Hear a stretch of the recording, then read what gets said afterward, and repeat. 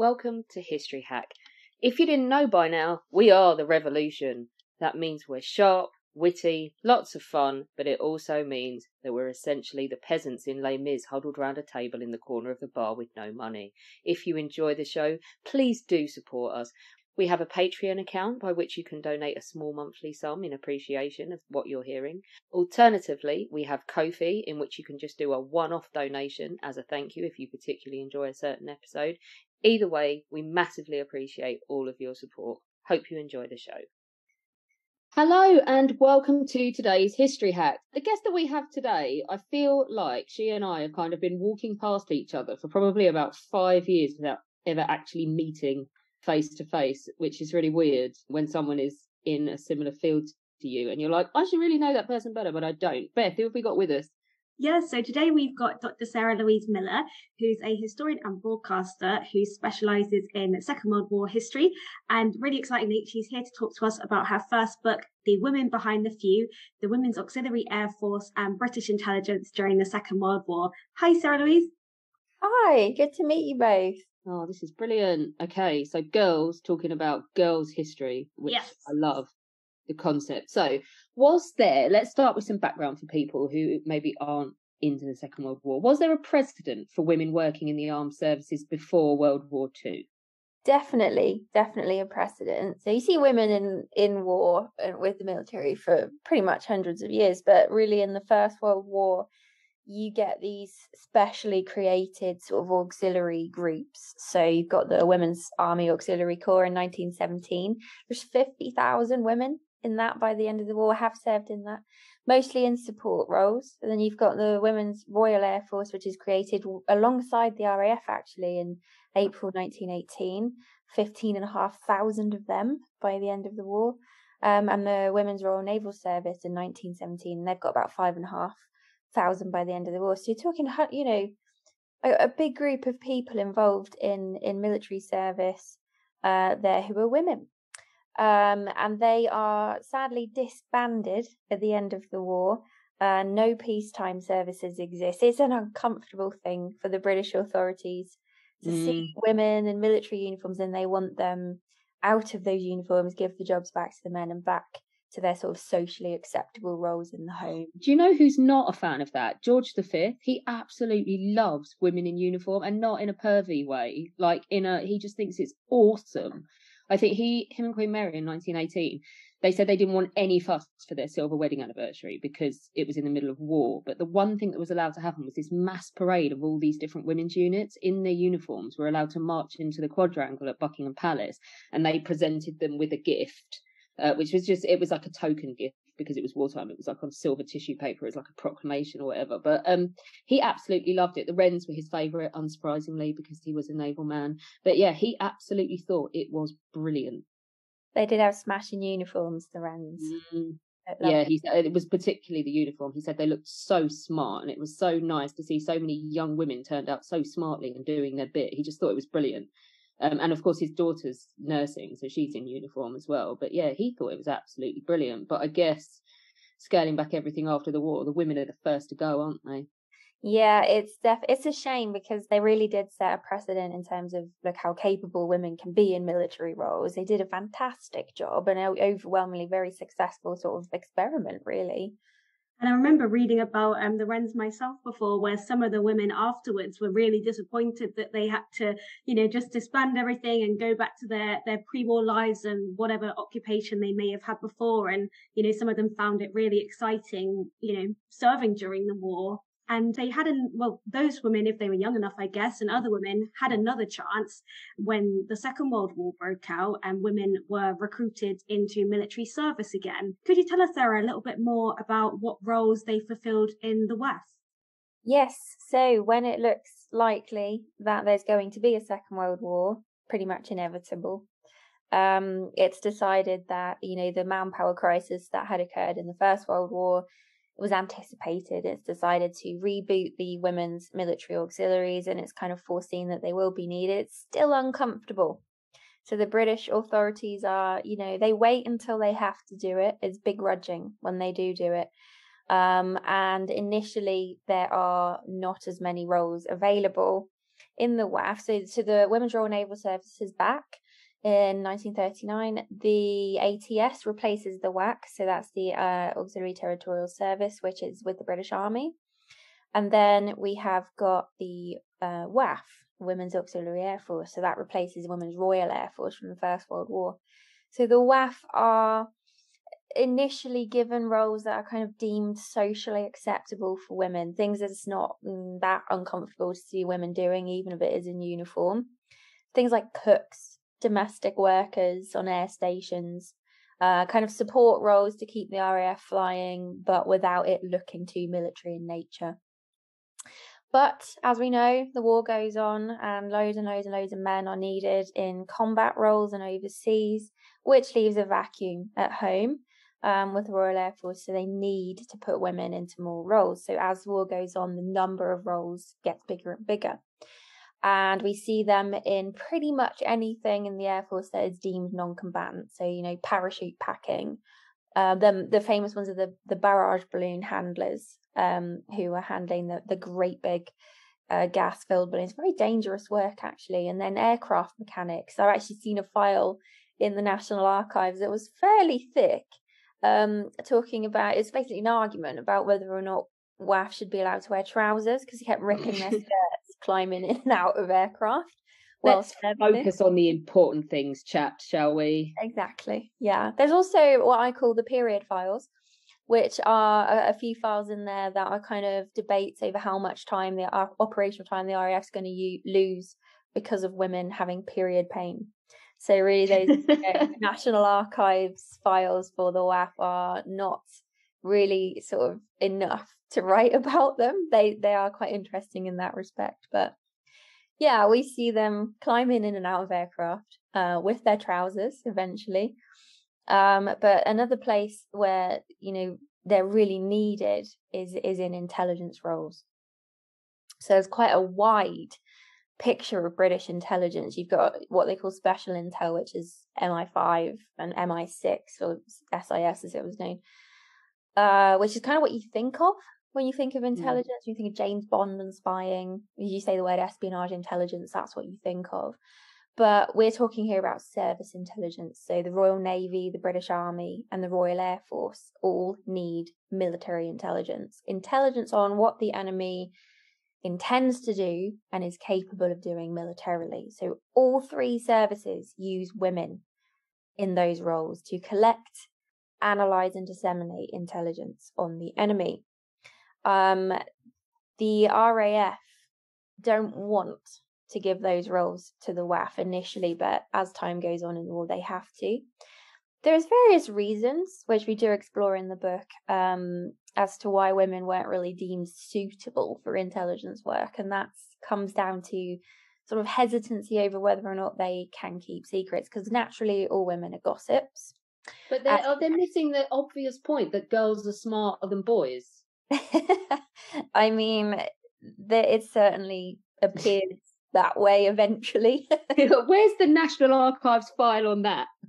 Well, we do have to wonder, don't we? If you look at the propaganda, though, you know, the "Keep Mum, She's Not So Dumb" poster. It's got this seductive woman surrounded by male members, officers of the military services, and even like the presence of women in the pub is deemed kind of subversive. Which is ironic, because there's a pub in London where the D-Day planners are asking the locals what they'd do if they needed to get like a load of people off a beachhead, isn't there? Yeah. So, and also, men are easily manipulated, and easily manipulated in particular by women. So no one put two and two together, did they? No, and it's funny because there's also an incident at Bletchley where a man is caught bragging down the pub to a load of women. "Oh, I do the secret work at Bletchley. Look at me, I'm awesome." And you don't really see the women doing that, so it's definitely unfounded, but it's a thing nonetheless. Sadly, the WAF has to go on and prove this all wrong. Men, Anyway, the Battle of Britain. People focus on the men. They focus on fighter command for obvious reasons. They're sexy and shiny, and everyone loves talking about pilots, and it's a dramatic story. But there is so much more to it than that. So talk to us about the WAF and the vital roles they carried out. The Battle of Britain is actually my favourite kind of section of the book, because it's one of those instances where it's really easy to look at what the WAF were doing and categorically say they directly affected the course of the war. So we all know what likely would have happened if Britain had lost the Battle of Britain in the summer of 1940. Hitler has Operation Sea Lion, on the horizon. He wants to invade and, if necessary, occupy. He said that in a directive. So it's crucial what happens in this battle, and the RAF go into this battle outnumbered. So brute force just isn't an option. It doesn't matter how sexy your pilots look in their uniforms and how good their aircraft are. If you just surely don't have enough of them, you've got a problem. So the head of fighter command, Air Chief Marshal Sir Hugh Dowding, comes up with this idea to kind of create the world's first integrated air defense system, and that is known as the Dowding system. We've got this vitally important technology, radio direction finding, and that is capable of detecting incoming Luftwaffe raids and giving certain crucial pieces of information. Where are they? What's their bearing?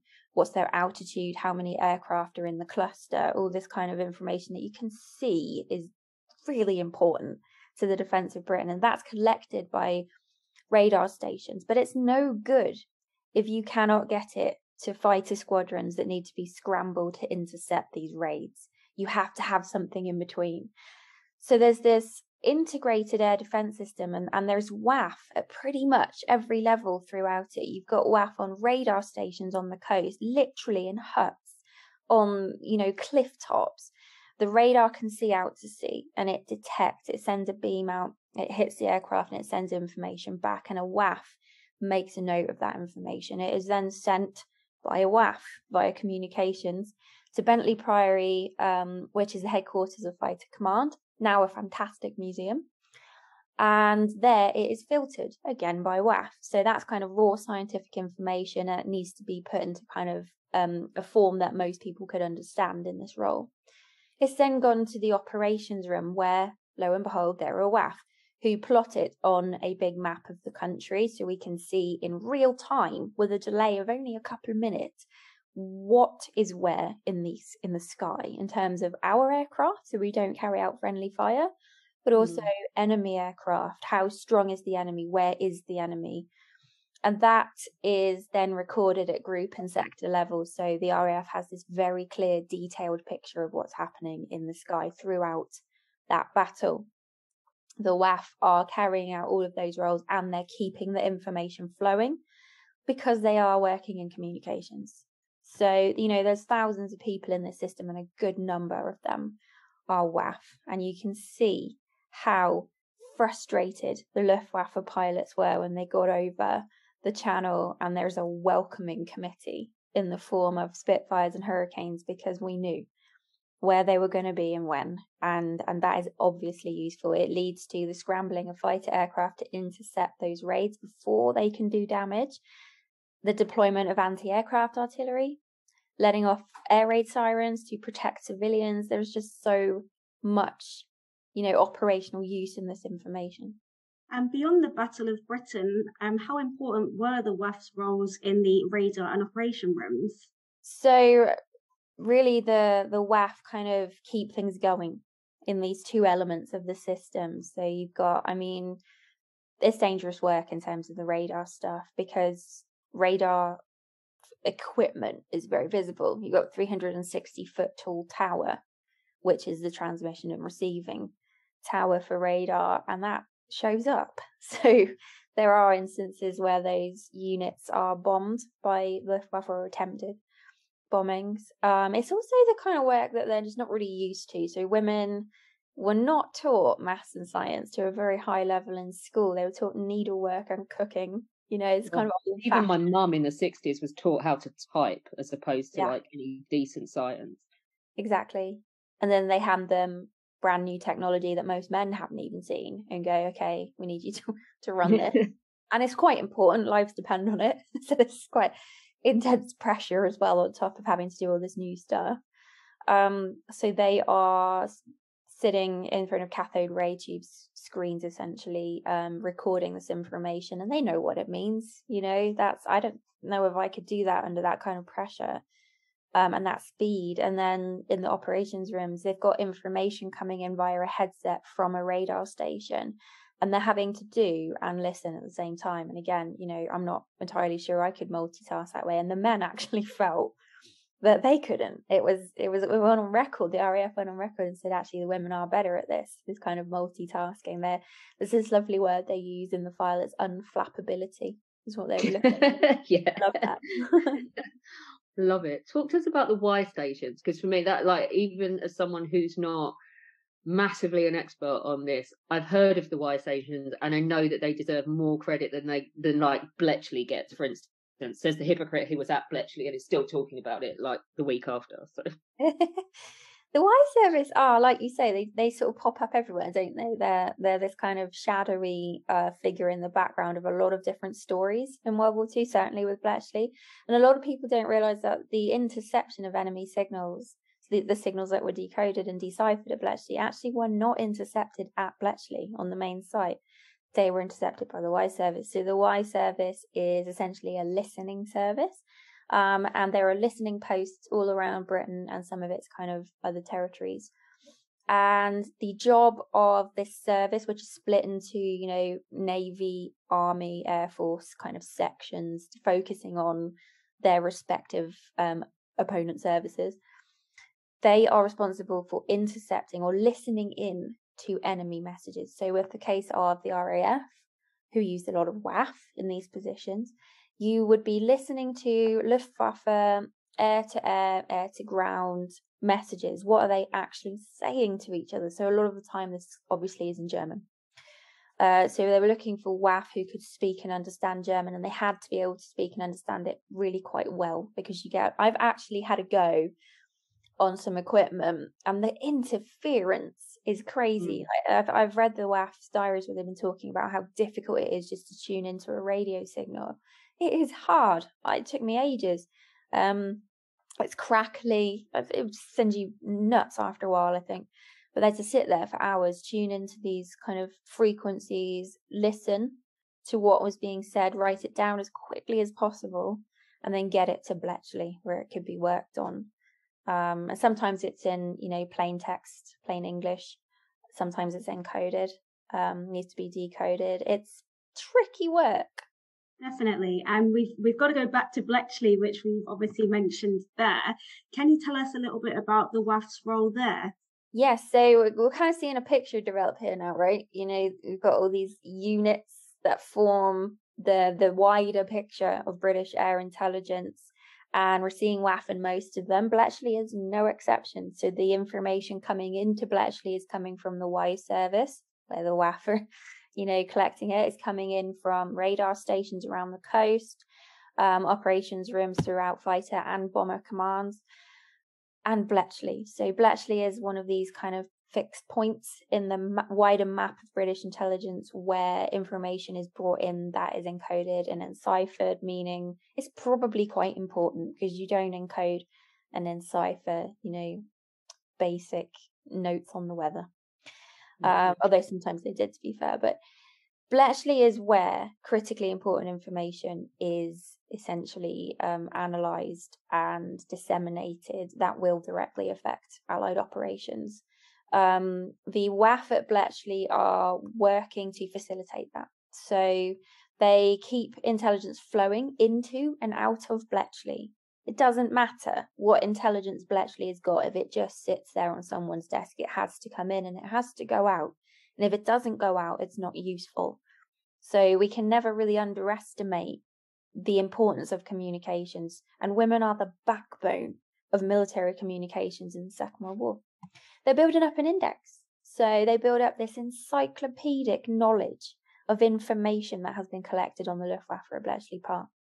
To the point where if someone from the RAF comes and says, I need information right now on this airfield, like that, they can find it. They know where it is. Operationally as well, like, so I'm guessing for point blank, that means that it's imperative what they're putting together. Yeah. absolutely. And so many other operations, they need to, have that information immediately, as quickly as possible. No one can find it like they can, because it's what they do day in, day out. So Point Blank is the one where they smashed the Luftwaffe prior to D-Day, isn't it? That's like the directive to go out and just utterly trash it. It certainly, you can see how the type of information we've been talking about here would help them to do that. Mm-hmm. It isn't all Spitfires and Hurricanes. Actually, curse them, because I am 100% a Bomber Command girl because of Uncle Wally and his middle turret gunning in Lancasters. What do they do in Bomber Command? Because they must be there as well. They are all over Bomber Command, yes. I'm a big Bomber Command fan too, actually. Boom. Team Bomber Command. Where do you sit, Beth? I feel like I'm like a sit on the fence kind of person. I don't feel I know the aircraft enough to really have an opinion on that one. And say I'll go fighter command so no one gets left out. Yeah, shall I say? I'll say that. Yeah. I'll say that. I'll be nice. I popped up to the International Bomber Command Centre the other week, and that was amazing. Actually, Bomber Command is an emotion-inducing service to study, isn't it? I can't see a Lancaster bomber without weeping. So I know, they're very emotive. Yeah, I want to fly in one before I die. It's like my life's ambition, bucket list. It's the sound of them for me, those engines, goodness. But the WAF are certainly involved in Bomber Command, and it's apt to talk about emotion there, actually, because they're one of the reasons the RAF is reluctant again to take on WAF in Bomber Command is because it is a difficult place to work. They've got a very high rate of loss, and they're worried that that's going to cause hysterics among the women. Obviously they can't be trusted not to have an emotional breakdown, right? Well, this is the thing. I found a file somewhere in the archives, in the National Archives, that said it basically implied they needed to stock up on tissues because they'd be crying every 5 seconds. Which is why one of the chapters in my book looks at the emotional kind of reactions of women to warfare. But actually, some of the work that they were doing in Bomber Command, they were faced with the very harsh realities of war. They speak in their diaries about seeing men that they became good friends with go out and only half of them come back on operations, and that is difficult. And one of the things that they're asked to do is debrief bomber crews. So they're working as intelligence officers, collecting information toward bomber operations. They're making maps. They're keeping maps.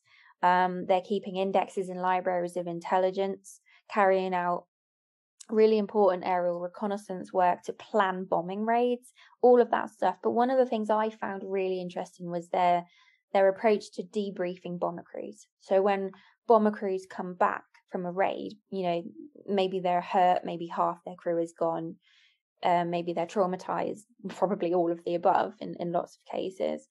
They don't want to talk. They don't want to talk about what they've just been through. They're tired.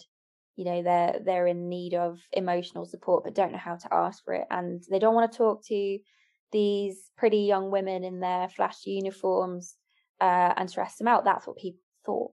But actually, the WAF were incredibly sensitive to this and ended up being pretty expert at handling these situations and gently coaxing information out of returned bomber crews that was very useful for bomb damage assessment and follow-up raids and other operations. And it's really quite emotional. I was in tears more than once reading things WAF had written about debriefing bomber crews, because it kind of shows you the very best of humanity in a bad time. No, that sounds really moving. And we've got to go on to another forgotten few, which is the Photo Reconnaissance Unit, which carried out a vital role. And the WAF were quite important in this as well, weren't they? Yes. Again, we are seeing them all across the map of British air intelligence, and aerial recon is no exception. So photographic reconnaissance, taking pictures from the air. Again, obviously useful. We're looking for intentions and capabilities as far as the enemy is concerned. As this means flying, especially able aircraft over enemy occupied territory. And those aircraft have big cameras on them, and they are taking literally millions of photos throughout the course of the war. They then take them back to the UK, where WAF will be there waiting to take the film off of the aircraft and then go and develop those photos. A number of them actually got quite poorly from poisoning from the chemicals involved in doing that. The pictures are then, they go through a system which is detailed in the book, but essentially they're taken to specific units at a place called RAF Medmenham, which is now Danesfield House, which is a very nice hotel. I was there a few weeks ago, looking at some lovely photos they've got from the war. But at RAF Medmenham, there are different teams. So you've got like the airfield section. Their job is to look for intelligence on enemy airfields. So any photos depicting airfields will go to that section. Aircraft section, factory section. There's lots of different sections. The WAF are reading those photos, which I think is akin to a kind of code breaking. Because I don't know if you've ever seen an aerial reconnaissance photo, but it's not like looking at a regular photo. No. Is it true? I read this the other day and I'd never heard it before, that they did a canvas of Britain for any holiday photos anyone had taken before the war of the French coastline to try and build a jigsaw up. They did. Interestingly enough, I'm based at the University of Oxford, and that's where most of those photos came.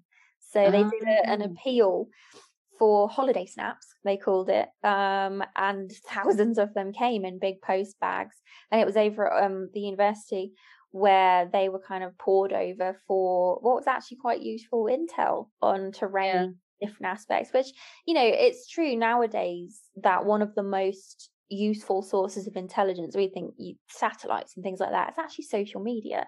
So it's quite similar. It's that version, isn't it, in the Second World War? And they're looking for anything that is going to be useful for operational planning. And sometimes that means troop movements. Where's the enemy grouping their troops? Where are they moving them to? Is there a build-up? Is there a lot of building happening on a site that might imply there's new kind of technology or an airfield being established there? New weapons? Sometimes it's the other way around. So we're looking for what can be useful for us offensively. Bombing targets. Where can MI6 or the SOE drop agents and equipment? So drop zones for parachute drops. All kinds of purposes to that kind of work. Very, very important work. Possibly the sexiest of all the sexy roles for women in the Second World War. Sexy as in terrifying as well. We've had a conversation on History Hack about this before, where I said I would 100% do this, and Alina said she would be way too scared. She would like to think she'd be the kind of woman that would volunteer for SOE operations, but in reality she'd be way too scared and she'd run away and hide. Where do you come down on it? I feel like when I reach the point in the recruitment process where they say to you, there is about a 50% chance you'll come back, and if we send you over as a wireless operator, you'll probably last around 6 weeks before you're caught, I would say no. We all want to think we'd be that brave, but I don't. Having, read and studied a lot on this, I'm pretty sure I would not have the guts at all. So tell us about some of the experiences of the WAF then. So my undergraduate dissertation was on the women of SOE, and it happened because of a bet. My husband bet me $20 that I couldn't get Captain America into my undergraduate dissertation. So I took it and thought, okay, how am I going to do this? I discovered that Captain America's girlfriend, Agent Carter, was an SOE agent.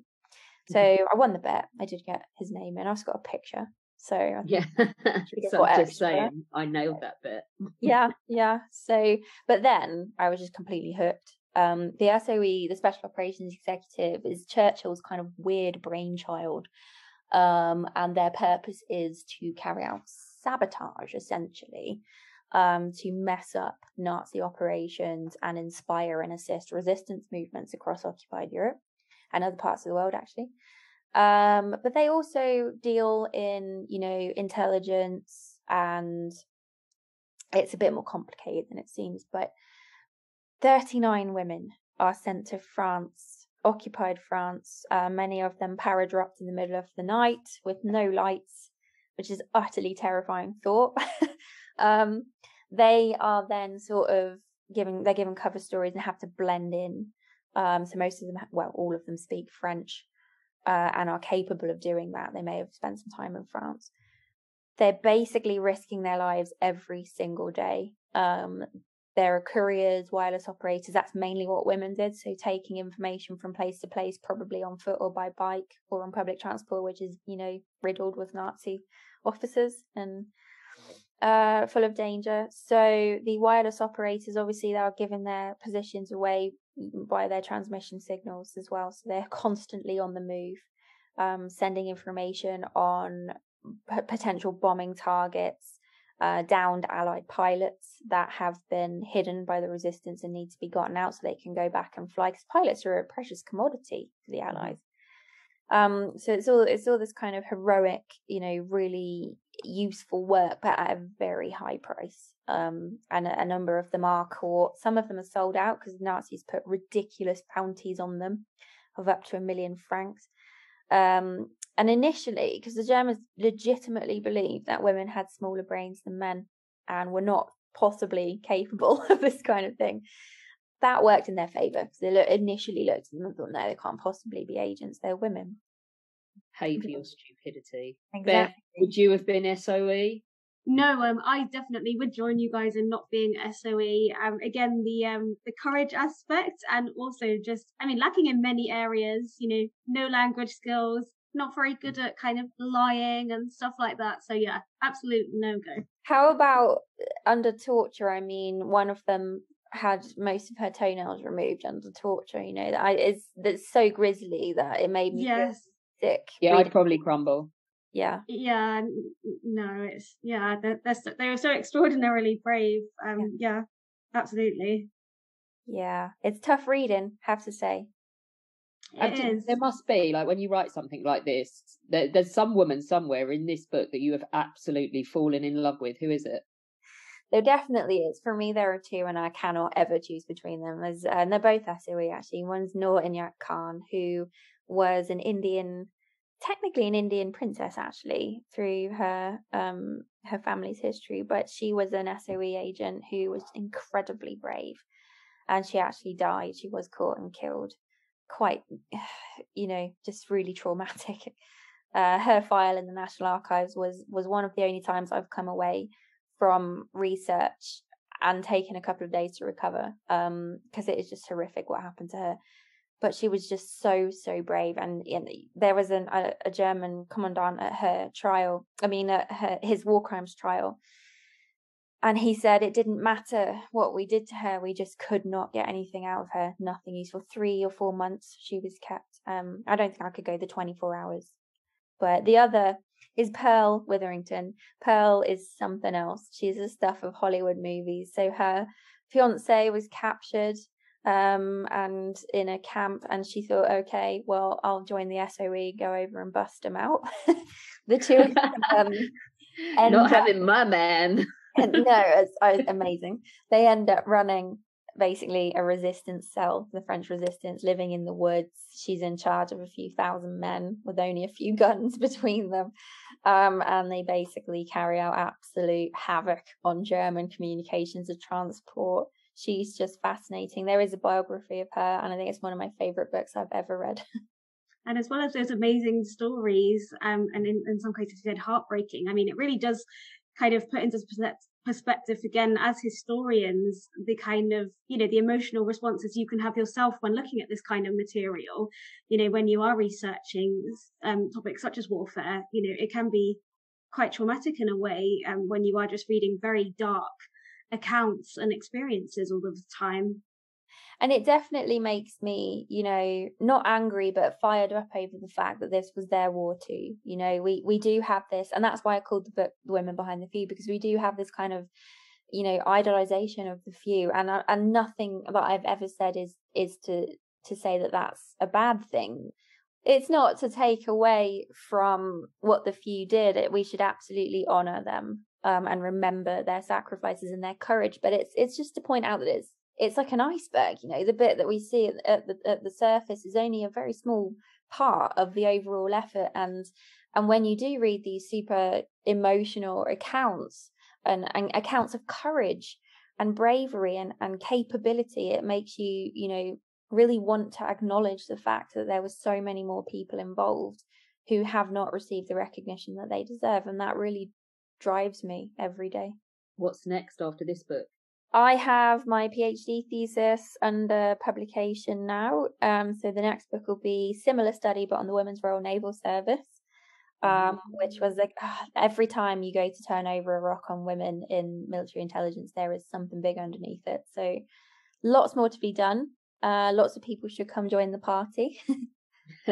Excellent. All right, I'm halfway there after this interview. It's brilliant. Thank you so much for coming on to share some stories of the WAF and women behind the few. The book is out. What's the release date? The 9th, so this Thursday. Okay, so the book will be out by the time this podcast airs, so do go and buy it. We'll put it on the History Hack bookshop, buy it from there, because then Sarah gets money, we get money, and Amazon don't get bugger all. So that's the way we like to roll on History Hack. Sarah Louise, thank you so much. Thanks for having me. Our incredible guests give us 45 minutes of their time to join us and talk about their work or their new book. This is just a small taster. As a result, we have launched our very own bookshop on bookshop.org, where you can find our guests' latest books, you can support them, and you can support us on History Hack. 10% of every sale via our bookshop supports the podcast and allows us to keep going and bring you more top-of-the-line guests. You can find our bookshop at bookshop.org/shop/History Hack, or search for us in the shop section. Thank you so much for your continued support. We really appreciate our listeners and supporters. So make sure you get down to the bookshop and grab yourselves a new book.